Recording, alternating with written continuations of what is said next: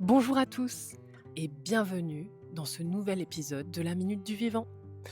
Un mercredi sur deux, on se retrouve pour un épisode entièrement consacré à la nature, avec des connaissances et une activité pédagogique. Dans chaque description d'épisode, tu trouveras un lien cliquable avec une fiche qui reprend les connaissances et qui te guide pour chaque atelier. Et maintenant, place à l'épisode. La chasse aux Galles. Alors fin mai, tu peux trouver sur les feuilles des petites formes un peu bizarres. Il va y avoir des boules, des bosses, des petits boutons, parfois rouges, parfois verts, parfois en forme de mini-cornes. Et oui, ça existe.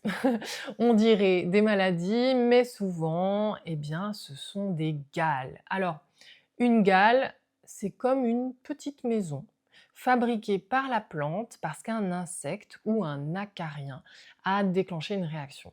L'animal, il pond et se nourrit, et la plante, en fait, elle construit autour de lui une sorte de chambre. Ça va protéger le petit habitant et ça crée un vrai monde miniature.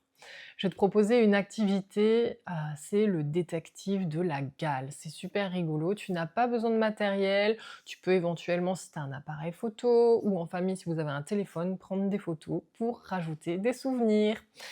L'idée, c'est de trouver un arbre ou un buisson. Ça peut être un chêne, un érable, un rosier, du tilleul, tout peut marcher finalement.